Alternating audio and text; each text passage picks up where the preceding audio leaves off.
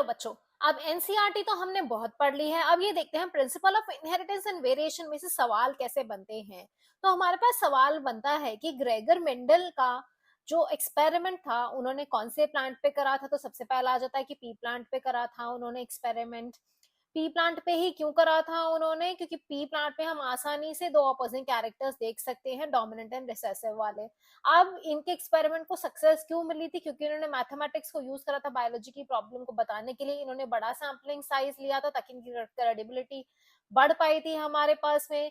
इन्होंने P plant की true breeding P lines को सेलेक्ट करा था ताकि वो क्या करे, एक स्टेबल ट्रेट का इनहेरिटेंस हमें शो कर पाए। ठीक है, तो ये सब कारण थे, इस वजह से मेंडल का एक्सपेरिमेंट हमारे पास में सक्सेसफुल हो पाया था। और क्या सवाल आता है, ये डायग्राम अपने पास में जो है, ये डायग्राम इंपॉर्टेंट है।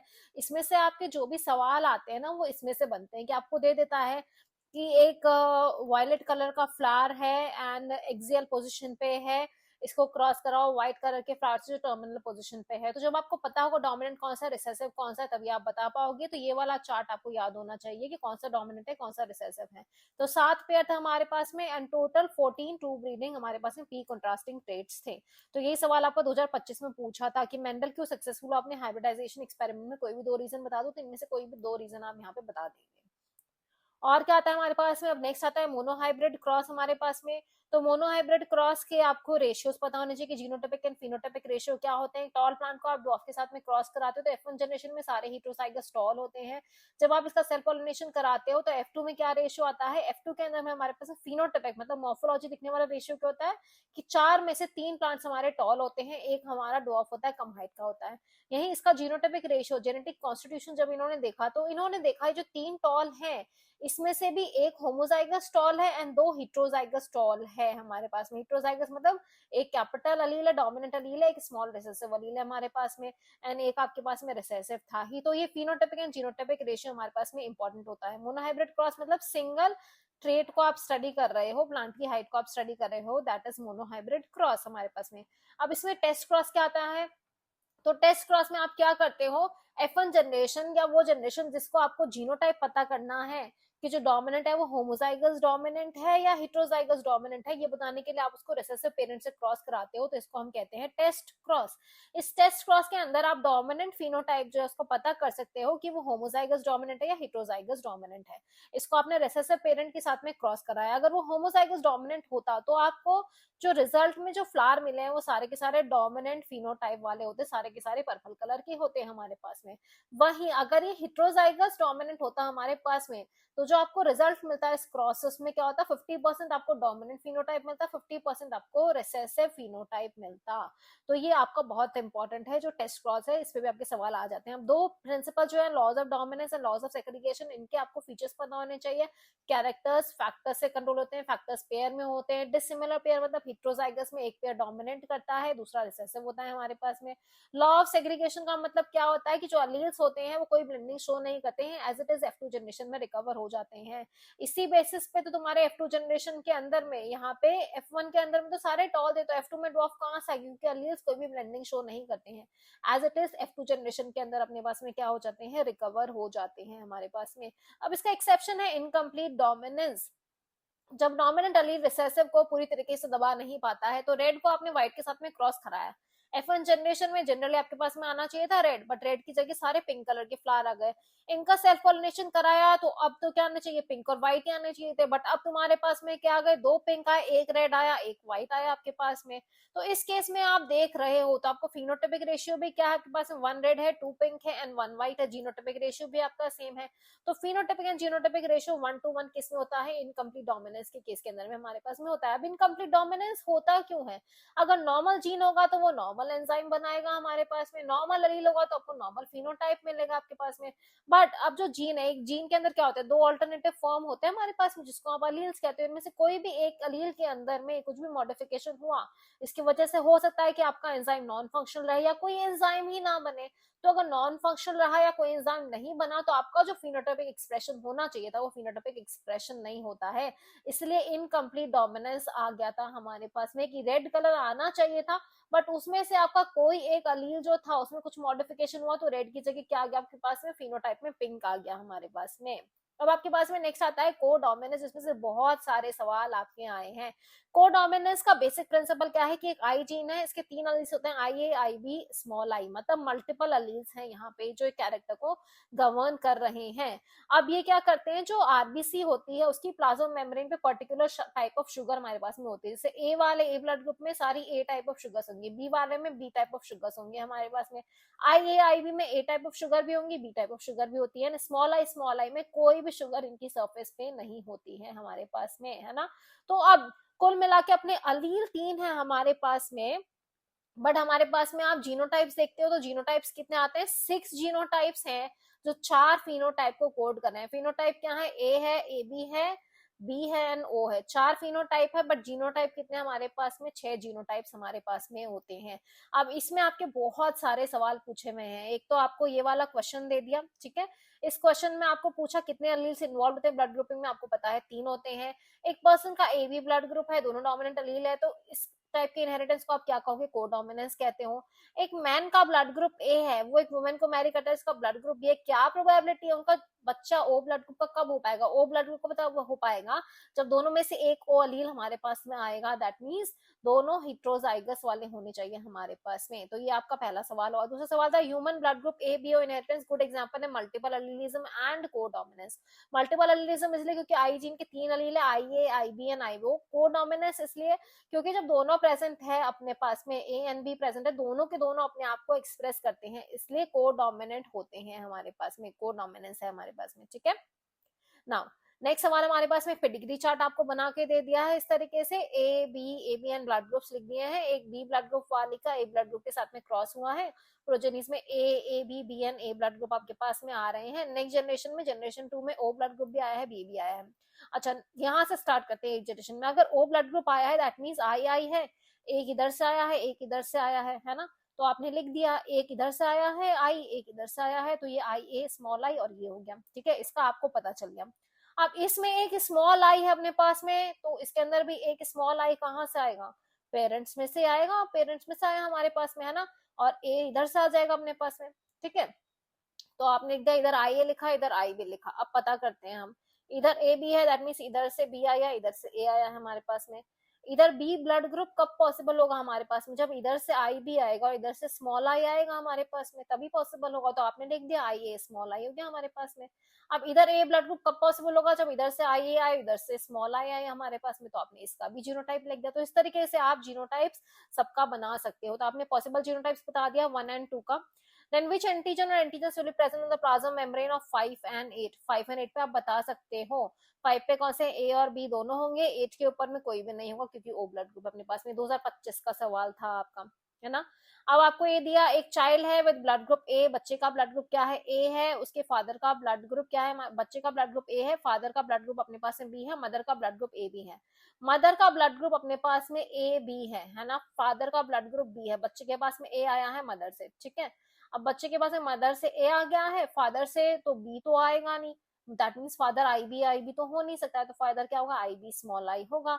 तो आपने ये पता कर लिया, father I B small I है, मदर आई बी है, एंड बच्चा क्या है, ये स्मॉल आई है। 2025 का सवाल था। 2024 का सवाल आया, the influence of both the allele in heterozygous state is clearly expressed in codominance. आपको बोला है कि हेटेरोजाइगस स्टेट में दोनों अलील का जो इन्फ्लुएंस एक्सप्रेस होता है। एग्जांपल देख के बताओ, तो आप इसमें किसका एग्जांपल बता दोगे, आई ए स्मॉल आई का, जहाँ पे ए आई की एक्सप्रेशन को हाइड करता है, आई बी स्मॉल आई का, जहाँ पे भी बी डोमिनेट करता है, आई बी वाला आप यहाँ पे बता दोगे, ठीक है। इसको अच्छे से आपको पूरा लिख के बताना है किस तरीके से होता है। 2024 का सवाल है, एक मैन का ब्लड ग्रुप ए है, वो मैरी करता है एक वुमेन को जिसका ब्लड ग्रुप ए बी है, तो मैन का या तो आई हो सकता है, या आई ए स्मॉल आई हो सकता है, वुमेन का आई बी है। फर्स्ट बॉर्न चाइल्ड का ब्लड ग्रुप अपने पास में बी है, बच्चे का ब्लड ग्रुप अगर बी है तो मदर से एक बी आएगा, तो फादर से आई आना चाहिए हमारे पास में, तो ये वाला हमने क्रॉस कर दिया। फादर का क्या होगा, आई ए स्मॉल आई होगा। इसके बेसिस पे आपको फादर का जीनोटाइप बनाना था। Possible blood group and genotype of दूसरे चिल्ड्रन, तो आप बना दो इसका और इसका क्रॉस करा के क्या क्या जीनोटाइप आएगा, है ना। एबीओ ब्लड ग्रुपिंग का बेसिस आप बताओ, तो ऊपर वाला आप पूरा बता दोगे, क्या शुगर होती है, जीन होता है, एलील होता है हमारे पास में। इसको हम मल्टीपल अलील्स भी कहते हैं क्योंकि 2 से ज्यादा अलील एक सेम कैरेक्टर को हमारे पास में गवर्न कर रहे हैं। एक और एग्जांपल आता है हमारे पास में star synthesis in pea pod. जो एक जीन कंट्रोल करता है, जिसके दो एलील्स है, कैपिटल बी स्मॉल बी हमारे पास में। कैपिटल बी भी होमोजाइगट है, जो लार्ज स्टार्च ग्रेन्स बनाता है। स्मॉल बी भी less efficiency, smaller starch grains बनाता है हमारे पास में। अब ये जो कैपिटल बी भी है, सीड के शेप को भी कंट्रोल करता है। लार्ज सीड राउंड सीड होते हैं, स्मॉल बी भी रिंकल सीड को कंट्रोल करता है। But capital B small B अगर आप देखते हो ना, तो कैपिटल बी स्मॉल बी का फीचर क्या है हमारे पास में, इसके अंदर हमारे पास में इंटरमीडिएट स्टार सिंथेसिस हो रहा है, राउंड कलर के सीड आ रहे हैं हमारे पास में। दैट मीन्स ये भी किसका एग्जाम्पल है, इनकम्प्लीट डोमिनेंस का हमारे पास में एग्जाम्पल होता है। अब हमारे पास में आता है डाई हाइब्रिड क्रॉस। तो डाई हाइब्रिड क्रॉस में आप दो कैरेक्टर्स देख रहे हो, आप सीड का शेप भी देख रहे हो, सीड का कलर भी देख रहे हो यहाँ पे। और इस बेसिस पे अपने पास में आएगा लॉ ऑफ इंडिपेंडेंट असॉर्टमेंट। कैसे आएगा, राउंड येलो सीड को आपने रिंकल ग्रीन के साथ में क्रॉस कराया, F1 जनरेशन में सारे राउंड येलो आ गए। ठीक है, अब आप इनसे गैमीट्स बनाओगे। गैमीट्स कैसे बनेंगे, कैपिटल आर का क्रॉस सबसे पहले आप कराओगे कैपिटल वाई के साथ में, देन इस कैपिटल आर को ही आप बनाओगे स्मॉल वाई के साथ में। तो ये आपके पहले दो गेमीट आ गए। देन स्मॉल आर को आप क्रॉस कराओगे कैपिटल वाई के साथ में, स्मॉल वाई के साथ में, तो आपके नेक्स्ट टू गेमीट। ये चार आपके मेल गेमीट एंड चार फीमेल गेमीट आ गए। यहाँ पे आपने लिख दिया चार फीमेल गेमीट, ये चारों के चारों, यहाँ पे आपने लिख दिया चार मेल गेमीट। अब इनको आपने क्रॉस कराया तो आपके पास में रेशो आता है 9331 का। राउंड येलो, राउंड ग्रीन, क्या राउंड ग्रीन पेरेंट में कहीं पे भी था, पेरेंट में तो कहीं पे भी राउंड ग्रीन नहीं था अपने पास में। फिर आपके पास में रिंकल्ड येलो, जो भी पेरेंट में कहीं पे भी नहीं था। ये दोनों आपके पास में नए कॉम्बिनेशन है, देन आया रिंकल्ड ग्रीन अपने पास में। तो क्योंकि अपने पास में एक नया कॉम्बिनेशन आ रहा है, गेमीट्स भी ये बन रहे हैं, दैट मीन्स हम बता सकते हैं कि दोनों इंडिपेंडेंटली असॉर्ट करते हैं हमारे पास में। अब असर्शन आया linked genes do not show dihybrid ratio 9331, एकदम सही है, अभी आ गया आएगा। लिंक्ड जीन्स ये रेशियो शो नहीं करते हैं क्योंकि लिंक जीन इंडिपेंडेंटली असॉर्ट नहीं करते हैं। सेशन भी सही है, रीजन भी सही है, और रीजन इसका सही एक्सप्लेनेशन है, 2025 का अपना सवाल था। यह assertion reasoning link gene से related है। When two genes in a dihybrid cross is situated on the same chromosome, the proportion of parental gene combination is much higher. जब दो जीन्स होते हैं एक डाइहाइब्रिड क्रॉस के अंदर में, जब सेम क्रोमोसोम पे लोकेटेड होते हैं, तो पेरेंटल कॉम्बिनेशन हायर होता है, एकदम सही है। हायर पेरेंटल कॉम्बिनेशन इसलिए होता है क्योंकि क्रॉसिंग ओवर हो रहा है। तो गलत है, तो तुम नहीं भी पढ़ाओ तो भी बता सकते हो, क्योंकि क्रॉसिंग ओवर होगा तो नए कॉम्बिनेशन आएंगे आपके पास में बच्चों।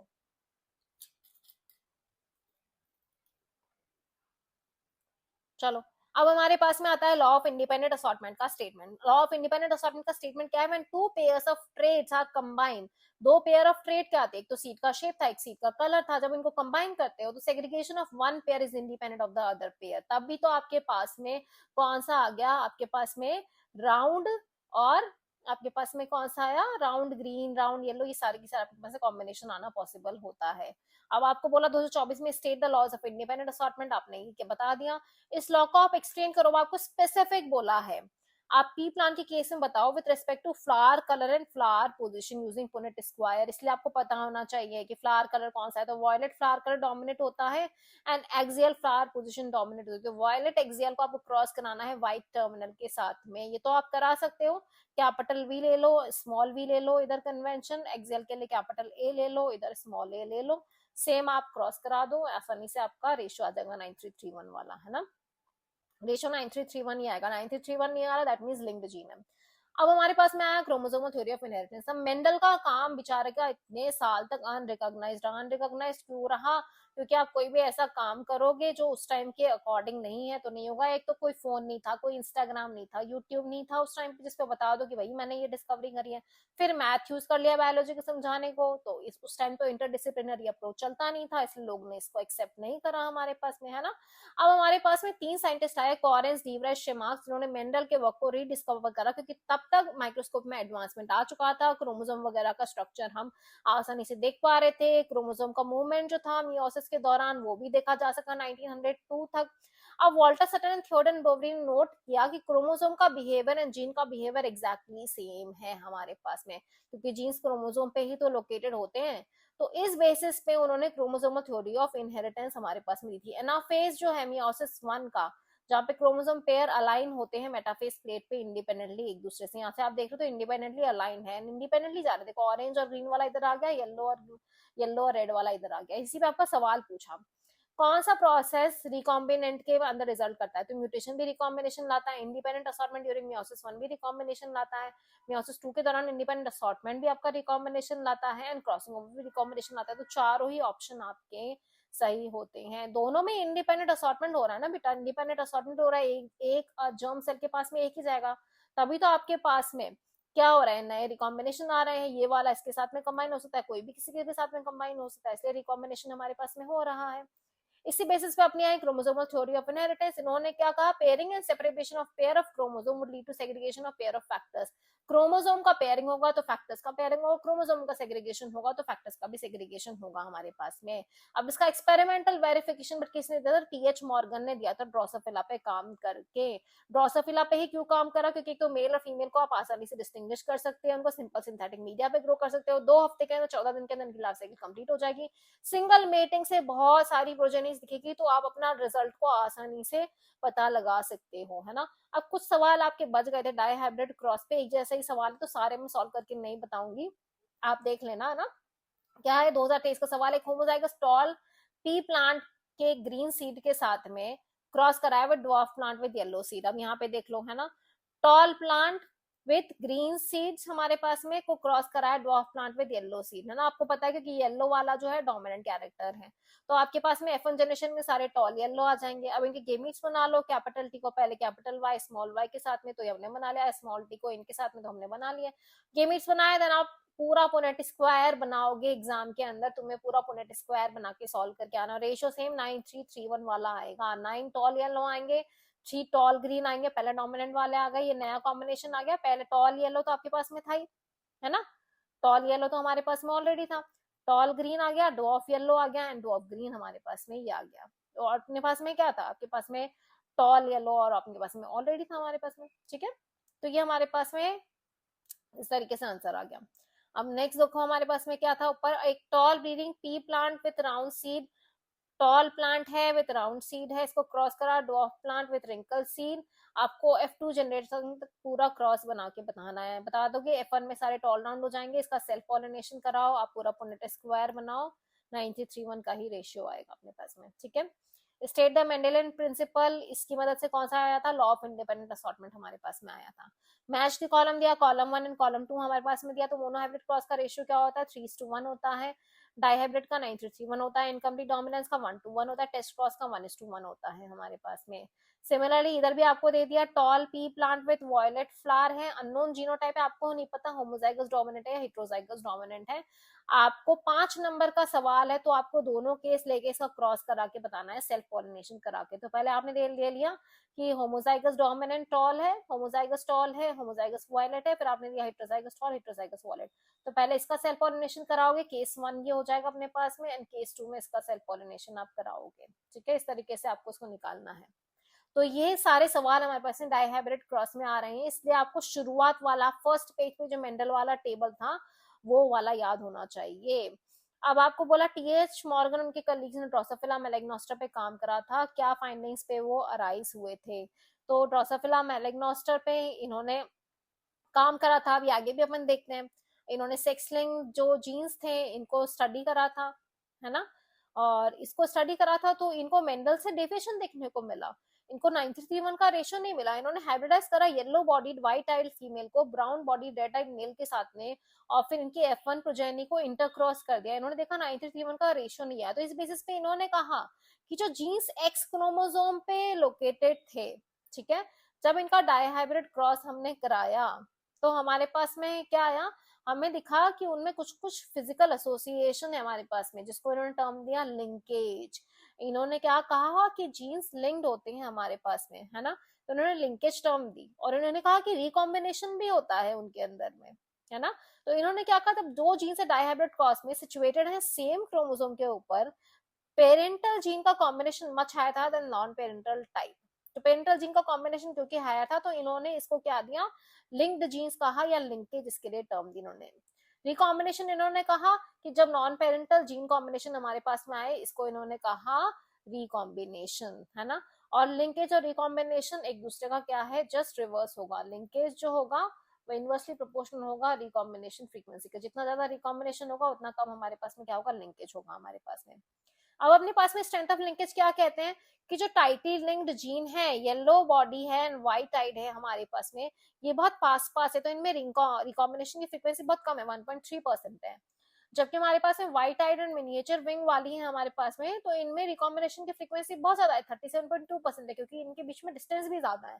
अब ये जो रिकॉम्बिनेशन फ्रीक्वेंसी थी इसके बेसिस पे जेनेटिक मैप बना दी ये मॉर्गन के स्टूडेंट अल्फ्रेड स्टर्टिवन ने। इन्होंने रिकॉम्बिनेशन फ्रीक्वेंसी जो थी जीन पेयर के, इसके बेसिस पे उन्होंने उनके बीच का डिस्टेंस बताया। इन्होंने कहा कि येलो एंड व्हाइट में रिकॉम्बिनेशन फ्रीक्वेंसी सिर्फ 1.3% है हमारे पास में, है ना, तो इनके बीच का डिस्टेंस भी कितना हो गया, 1.3 सेंटीमॉर्गन हो गया हमारे पास में।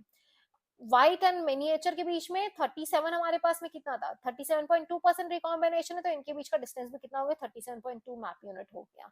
तो ये अल्फ्रेड स्टर्टिवन ने जेनेटिक मैप्स हमारे पास में बना दिए थे। असर्शन क्या था, gene pairs present of the same chromosome में बी टाइटली लिंक्ड और लूजली लिंक्ड, ऑब्वियसली सही है। Frequency of recombination between gene pair on different chromosome as a measure of the distance between gene can be used for mapping their position on the chromosome। ठीक है, तो आप जो होती हैं ये सेम क्रोमोसोम, सम जीन्स वर टाइटली लिंक्ड, ठीक है, कुछ जीन्स क्या होंगे, लूजली लिंक्ड होंगे, तो असर्शन हमारे पास में सही है हमारे पास में।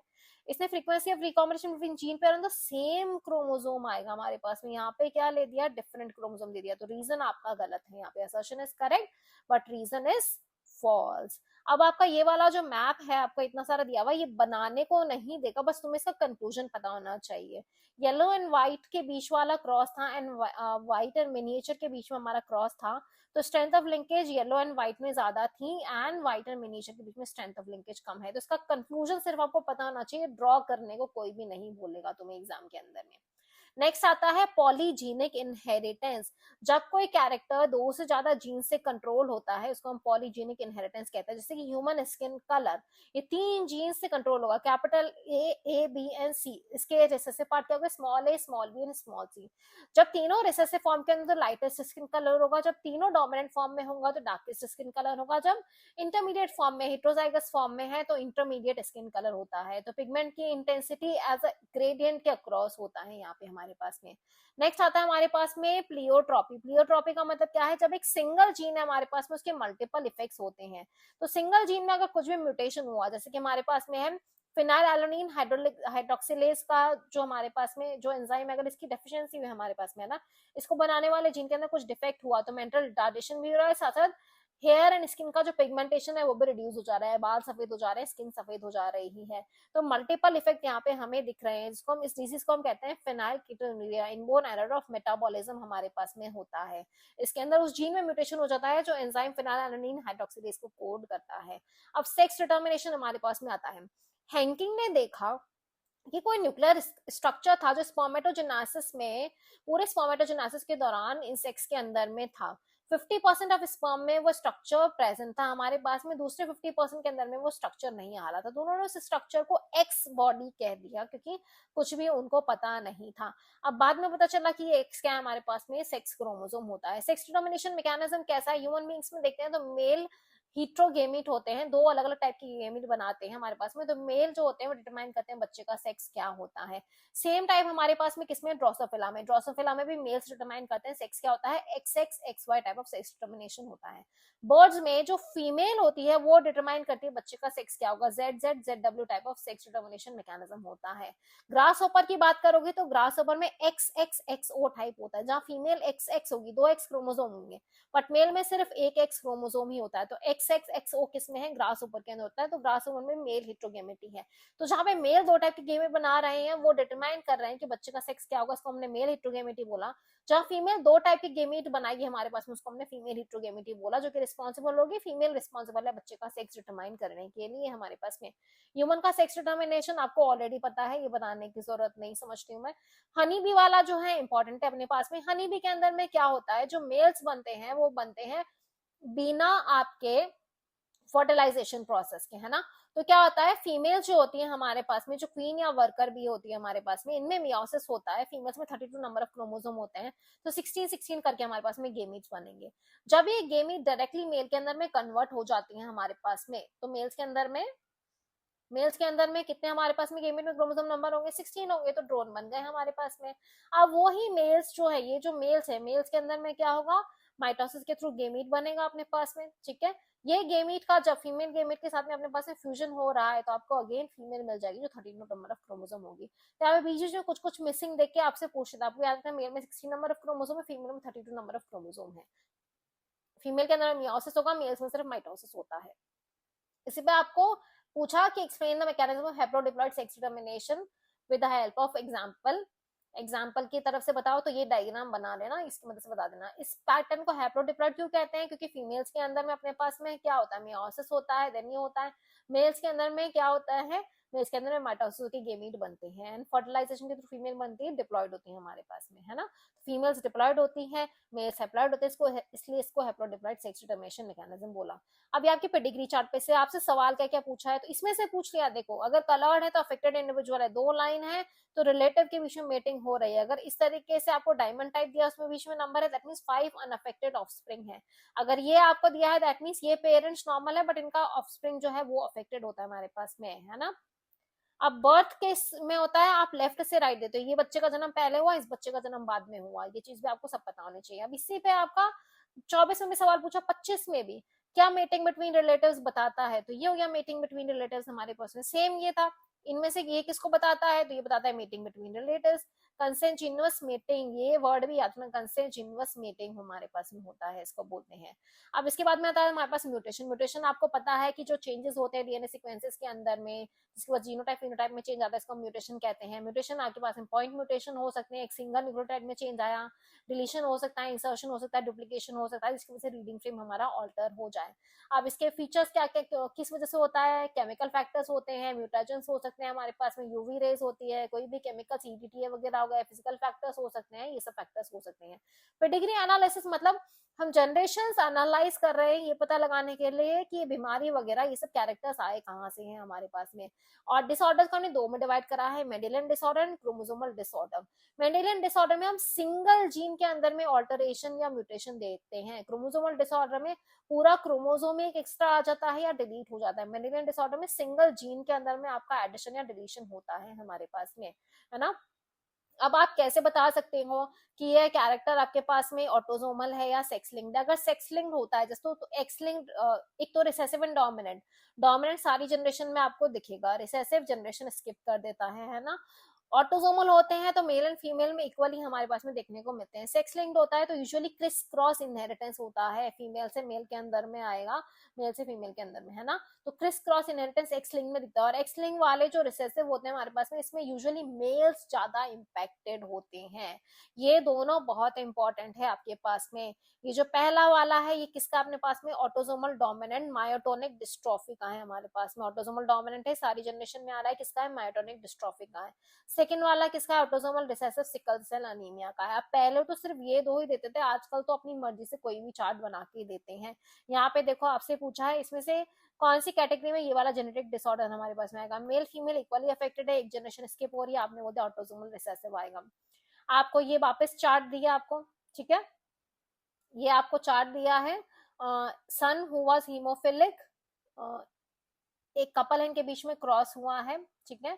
बच्चा क्या था, हीमोफिलिक था। डॉटर क्या थी अपने पास में, नॉर्मल थी। Was married to a man जो कि नॉर्मल था अपने पास में। हीमोफीलिया भी अपने पास में आगे आएगा। हीमोफीलिया क्या होता है, एक्स लिंक्ड रिसेसिव डिसऑर्डर होता है ना। अब इधर मेल के अंदर में आया है, दैट मींस मेल XHY है। मेल में एक्स कहाँ से आता है, फीमेल से, तो ये फीमेल क्या थी, कैरियर थी, अनअफेक्टेड थी। यहाँ पे अपने पास में एक XH जो आया है मेल में, वो कहाँ से आएगा, फीमेल से आएगा, ठीक है। इसमें एक XHX है ये, तो इसका X यहाँ से आ रहा है अपने पास में, ठीक है। अब इस बेसिस पे आपने बना दिया। अब आपको क्या पूछा है, inheritance of pattern. Inheritance pattern क्या होगा, ये तो ऑब्वियसली सेक्स लिंक्ड रिसेसिव है क्योंकि हीमोफीलिया है, ये तो आप डायरेक्टली बता सकते हो क्योंकि हीमोफीलिया है, तो हीमोफीलिया तो सेक्स लिंक्ड रिसेसिव डिसऑर्डर होता है हमारे पास में, है ना। और क्या सवाल पूछा आपके पास में, ये एमनियोसेंटेसिस से रिलेटेड सवाल है, दोनों चैप्टर को रिलेट कर दिया। यहाँ पे सिस्टिक फिब्रोसिस दे दिया, शाम की फैमिली में सिस्टिक फिब्रोसिस की हिस्ट्री है। राधा जो है 2nd मंथ में है अपनी प्रेगनेंसी के, है ना। तो इस सवाल का जवाब आप मुझे बताओगे। Suggest and explain way of testing. तो वे ऑफ टेस्टिंग में आपको बता दे रही हूँ कि एमनियोसेंटेसिस होता है जहाँ पे हम एमनियोटिक फ्लूइड को आइडेंटिफाई करके बता सकते हैं कि बच्चे में कोई जेनेटिक डिसऑर्डर है। अगर एबनॉर्मलिटी प्रेजेंस हुई तो क्या ऑप्शन उनके पास में, मेडिकल टर्मिनेशन ऑफ प्रेगनेंसी करा देंगे अपने पास में। क्या under what condition is the process mention in be illegal, है ना। राधा करंटली कौन से महीने में, 2nd महीने के अंदर में है। अब आप मुझे बताओगे क्या 2nd मंथ में अबॉर्शन कराना सेफ है या नहीं, ये आप कमेंट सेक्शन में बताओगे। और ये इलीगल किस केस के अंदर में होता है ये भी आप बताओगे। मैंने आपको 3 कंडीशंस बताई थी जहां पे ये इलीगल हो सकता है, कि कितने महीने से ज्यादा होगा, कितने ट्राइमेस्टर से ज्यादा होता है, तो ये आपको बताना मुझे कमेंट सेक्शन में। Colour blindness sex linked recessive disorder होता है हमारे पास में। सेक्स लिंक्ड रिसेसिव का मतलब क्या होता है, जब दोनों कॉपीज आएंगी तभी फीमेल्स के अंदर में कलर ब्लाइंडनेस होगा। मेल्स के अंदर में तो सिंगल कॉपी से भी कलर ब्लाइंडनेस आ जाता है। सिंगल कॉपी होगी इसकी अपने पास में कलर ब्लाइंडनेस की जीन की, तो फीमेल्स क्या होंगी, सिर्फ कैरियर होती है। इसलिए 8% मेल्स अफेक्टेड होते हैं, जबकि सिर्फ 0.4% फीमेल्स इससे अफेक्टेड होती है। फीमेल मोस्टली कैरियर की तरह एक्ट करती है, कैरियर की तरह एक्ट करके बच्ची को पास करती है। फीमेल कलर ब्लाइंड सिर्फ तब होगी जब उसकी मम्मी तो कैरियर हो और उसके फादर कलर ब्लाइंड हो, तब लड़की के अंदर में कलर ब्लाइंडनेस आता है हमारे पास में। हीमोफीलिया का इनहेरिटेंस भी सेम है, सेक्स लिंक्ड रिसेसिव डिसऑर्डर होता है हमारे पास में। जब दोनों के दोनों हमारे पास में जीन आएंगे फीमेल में, तभी फीमेल हीमोफिलिक होगी। सिर्फ एक हमारे पास में अलील रहेगा तो फीमेल सिर्फ कैरियर रहेगी, और मेल एक सिंगल के आने पे भी हीमोफिलिक हो सकता है। बेचारों की कितनी दुख भरी कहानी है आदमियों की, है ना। क्वीन विक्टोरिया थी जो हीमोफिलिक थी, उन्होंने कई अपनी जनरेशन तक इस जो बीमारी थी इसको पास ऑन करा। सिकल सेल अनीमिया बहुत इंपॉर्टेंट है, ऑटोसोमल लिंक रिसेसिव डिसऑर्डर है हमारे पास में। ऑटोसोमल लिंक रिसेसिव है जो 6 पोजीशन पे GAG के GUG से सब्सटीट्यूट करने पे आ जाता है। सिर्फ एक बेस के सब्सटीट्यूशन से 6 बेस पे ग्लूटामेट की जगह वेरिन हो गया, तो आरबीसी जो नॉर्मली इस शेप की थी, ये कौन सी शेप की हो गई हमारे पास में, सिकल शेप की हो गई है। ये सिकल सेल अनीमिया का है, और ये सारे आपको पता होना चाहिए। जब HbA है तो नॉर्मल हीमोग्लोबिन होती है तुम्हारी बॉडी में, HbS आ गया तो तुम कैरियर हो या सिकल सेल ट्रेट होगा। HbS that mean sickle cell anaemic है। मेल एंड फीमेल को इक्वली ये इम्पैक्ट करेगी, क्योंकि ऑटोसोमल लिंक डिसऑर्डर है। Why is sickle cell anaemia human blood disorder? Sickle cell इसलिए का क्योंकि आरबीसी सिकल शेप्ड हो जाती है इसमें। एक्सप्लेन द जेनेटिक बेसिस, तो आप बता दोगे 6 पे GAG से GUG। क्रॉस बनाओ नॉर्मल पेरेंट्स के सिकल सेल अनीमिक चाइल्ड कब हो सकते हैं? नॉर्मल पेरेंट के सिकल सेल अनीमिक चाइल्ड जब होंगे तो दोनों पेरेंट क्या है, कैरियर है। तो आपको HbA HbS mother and father का क्रॉस करके यहाँ पे बता देना है। 2024 का सवाल था आपके पास में। ऊपर और कोई सवाल आया है क्या जो मैं छोड़ दी हूँ? नहीं, मैंने कोई भी सवाल नहीं छोड़ा है। चलो नेक्स्ट है हमारा 2025 का ये सवाल, perform a cross between 2 sickle cell carriers, ये वाला आ गया। तो देखो जो 2024 का भी ये सवाल था कैरियर वाला, यहाँ पे भी ये दे दिया 25 में भी। 2 सिकल सेल कैरियर के बीच में आपने क्रॉस कराया। अब यहाँ पे आपको रेशियो पूछ लिया कि कैरियर का, डिजीज फ्री का एंड डिजीज इंडिविजुअल्स का क्या होगा, तो ये तो आप निकाल सकते हो क्रॉस करके, है ना। 2:1 रेशियो आएगा हमारे पास में। कौन सा नाइट्रोजिनस बेस सब्सटीट्यूट होगा, तो GAG GUG से सब्सटीट्यूट हो जाएगा। इसका क्या इम्पैक्ट होगा ये भी पता होना चाहिए। Difference in the inheritance pattern of flower colour in garden pea plant and Snapdragon plant में आपको बता देना है, एक्सप्लेन करना है। तो आप पूरा बता दोगे कि इसमें कंप्लीट डोमिनेंस होता है, इसमें इनकम्प्लीट डोमिनेंस होता है, क्रॉस बना के अच्छे से बता देना। मार्क्स चाहिए, अगर एग्जाम में मार्क्स नहीं चाहिए तो कुछ भी मत बता के आना, ठीक है। अब 2024 का ये एक और सवाल था, although haemophilia and sickle cell anaemia दो ब्लड रिलेटेड मेंडेलियन डिसऑर्डर है हमारे पास में, क्या डिफरेंस है अपने पास में, एक्सप्लेन करना है, 2 डिफरेंस बताने हैं। तो haemophilia sex link recessive disorder है, मेल्स को ज्यादा इंपैक्ट करता है। Sickle cell anaemia autosomal link recessive disorder होता है हमारे पास में, मेल्स फीमेल्स को इक्वली इफेक्ट करता है। यहाँ पे आरबीसी का शेप चेंज हो जाता है, यहाँ पे ब्लड क्लॉटिंग नहीं होती है, तो कोई भी डिफरेंस आप बता सकते हो। सेम आपको इधर पेडिग्री चार्ट दिया, जनरेशन 1 2 3। आपको पूछा है डोमिनेंट का है या रिसेसिव का है हमारे पास में, तो आप बता दोगे कि ये किसका है, रिसेसिव का है हमारे पास में, ठीक है, क्योंकि जनरेशन स्किप कर रहा है। ऑटोसोमल है या सेक्स लिंक्ड है, दोनों को इक्वली इंपैक्ट कर रहा है, ऑटोसोमल होगा।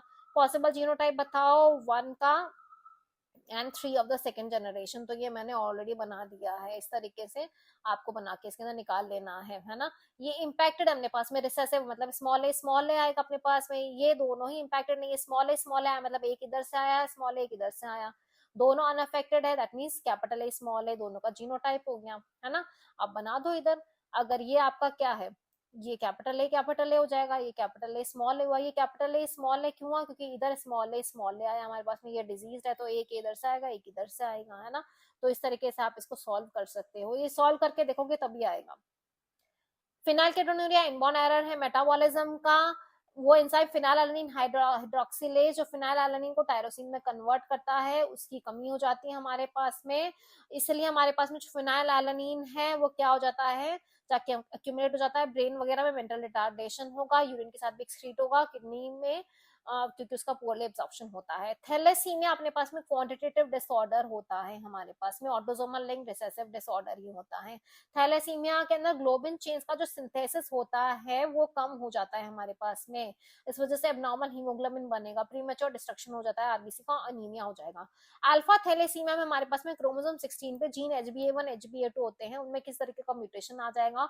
बीटा थैलेसीमिया में क्रोमोसोम 1 पे जीन BBB है, उसके अंदर हमारे पास में क्या होगा, डिफेक्ट आ जाएगा, इसलिए बीटा चेन का सिंथेसिस कम होगा, इधर अल्फा चेन का सिंथेसिस हमारे पास में कम होता है। तो ये इंपॉर्टेंट है। अल्फा थैलेसीमिया किसकी वजह से, क्रोमोसोम 16, बीटा क्रोमोसोम 11, इसके कौन से जीन है, HbA1 HbA2, इसके हैं जीन HBB हमारे पास में। अब आता है क्रोमोसोमल डिसऑर्डर हमारे पास में, जब या तो आपके पास में पूरा एक क्रोमोसोम का ही एक्सेस नॉर्मल अरेंजमेंट आ गया है।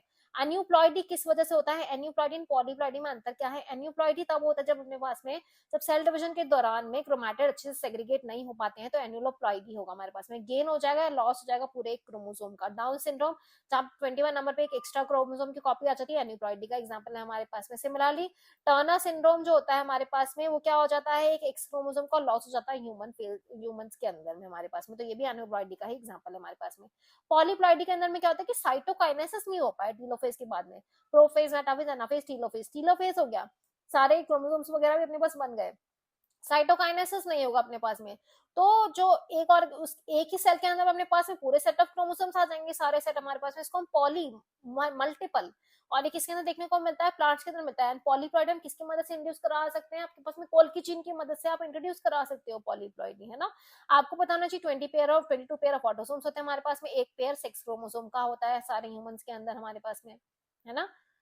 ये एक और आपके पास में क्वेश्चन गिवन है, पहले हम ये फिनिश कर लेते हैं, फिर हम वो सवाल देख लेंगे। अपने पास में आता है down syndrome, trisomy of 21, Langdon down ने सबसे पहले इसको डिस्कवर करा था। इसके फीचर्स क्या क्या है, शॉर्ट स्टैचर हो जाता है, स्मॉल राउंड हेड होता है, फरोड टंग होती है, माउथ पार्शली ओपन रहता है, पाम पे क्या रहते हैं, क्रीज रहते हैं, बिग रिंकल टंग है, कंजेनाइटल हार्ट डिजीज भी होती है ना। ये आपको डायग्राम दे सकता है, ये सारे फीचर्स दे देता है, इस बेसिस पे आपको पता होना चाहिए क्या है। या फिर आपको ये दे दिया 21 नंबर पे एक क्रोमोसोम एक्स्ट्रा है, अब ये कौन सी बीमारी है तो आपको बताना है, तो डाउन सिंड्रोम यही दिया आपको। एक मेडिकल इन्वेस्टिगेशन के दौरान एक इन्फेंट में पाया कि एक एक्स्ट्रा कॉपी क्रोमोसोम 21 की, कौन सा डिसऑर्डर होगा, डाउन सिंड्रोम होगा। इसके सिम्टम्स बताओ आपको बोला, तो ये सारे सिम्टम्स आपको यहाँ पे बता देना है कि फिजिकल, साइकोमोटर, मेंटल डेवलपमेंट भी रिटार्ड हो जाएगा, कम हाइट का होगा, स्मॉल राउंड हेड होगा, टंग में फरो होगा, पार्शियली माउथ खुलता है, खुला ही रहता है। क्लाइनफ्लेंटर हमारे पास में होता है जब हमारे पास में क्या होता है, मेल्स के अंदर में एक एक्स्ट्रा कॉपी आ जाएगी एक्स क्रोमोसोम की, तो ओवरऑल तो मेस्कुलाइन डेवलपमेंट है, बट कुछ फीमेल वाले कैरेक्टर भी आ जाएंगे, जैसे ब्रेस्ट का डेवलपमेंट हो जाएगा, जिसको गायनेकोमेस्टिया कहते हैं। ऐसे मेल्स स्टेराइल होते हैं, बच्चे पैदा नहीं कर सकते हैं। टर्नर सिंड्रोम हमारे पास में आता है फीमेल्स के अंदर में, टर्निंग पॉइंट आ गया फीमेल की लाइफ में, एक एक्स उड़ गया, तो टोटल क्रोमोसोम कितने रहे, 45 रहे ना अपने पास में, क्योंकि 44 तो थे ही, एक एक एक्स था, एक एक्स उड़ गया, तो 44 145 हो गए हमारे पास में, तो 45 क्रोमोसोम हो गए। ओवरीज रूडिमेंट्री होंगी, ये फीमेल्स भी स्टेराइल होगी, बच्चे पैदा नहीं कर सकती हैं, और दूसरे सेकेंडरी सेक्सुअल कैरेक्टर्स भी एब्सेंट होते हैं जो बाकी फीमेल्स के अंदर में होते हैं। क्लाइनफ्लेंटर में क्या है, क्योंकि 44 के साथ में एक्स वाई तो था, 46 थे, एक और एक्स आ गया, तो टोटल 47 नंबर ऑफ क्रोमोसोम हमारे पास में आ गए। तो आपको ये और ये पिक्चर देखिए बताता है, तो आप बता सकते हो ना कि ये क्या है।